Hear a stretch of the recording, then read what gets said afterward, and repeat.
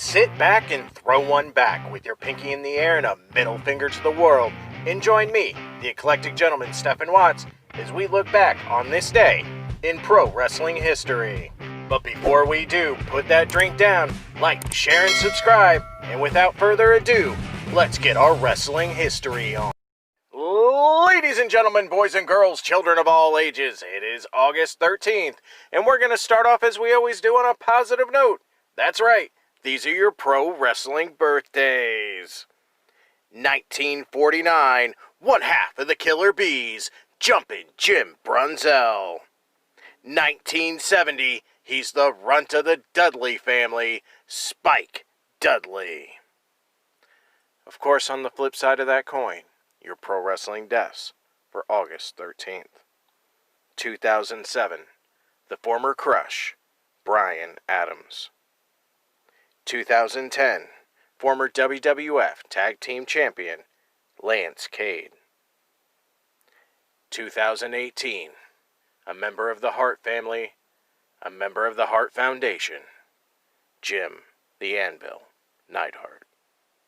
Alright, enough of the sad stuff. It's time to get to the meat and potatoes. That's right, these are your pro wrestling history highlights for August 13th. Jumping in the Wayback Machine and going all the way to 1944, where we see Lou Thesz become the first two-time Texas heavyweight champion, defeating Ernie Dusk in Houston, Texas.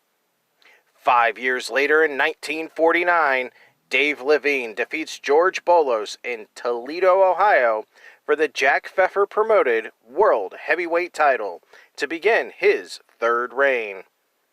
Moving to the 50s, 1951, Frenchie Roy defeats Dale Haddock in Oregon to become the Pacific Coast Junior Heavyweight Champion. Grooving into the 60s, 1962, during a title defense against Bobo Brazil in Newark, New Jersey, NWA World Heavyweight Champion Buddy Rogers claimed he had a groin injury.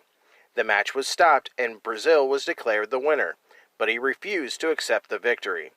It was announced on September 6th that Bobo Brazil was the new NWA World Heavyweight Champion after a doctor found nothing wrong with Rogers. Rogers won the title back from Brazil on October 30th in Toledo, Ohio, but this title change is never recognized by the NWA.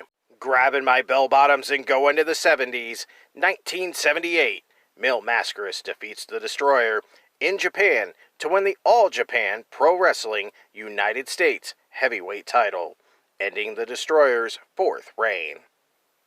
Staying in 1978, the Mongolian Stomper wins his seventh NWA Southeastern Heavyweight title in Knoxville, Tennessee, by ending Robert Fuller's fourth reign. Grabbing my boombox and going to the 80s, 1982, Mike Sharp defeats Killer Khan for the Mid-South Louisiana Heavyweight title in Shreveport, Louisiana, beginning his second reign.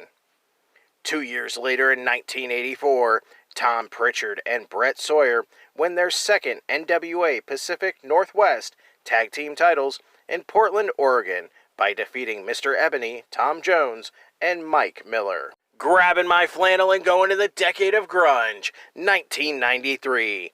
WCW held its 24th Clash of the Champions event at the Ocean Center in Daytona Beach, Florida, with a main event of WCW Heavyweight Champion Big Van Vader with Harley Race pinning Davey Boy Smith after Race tripped Smith while he had Vader up for a suplex to retain the title.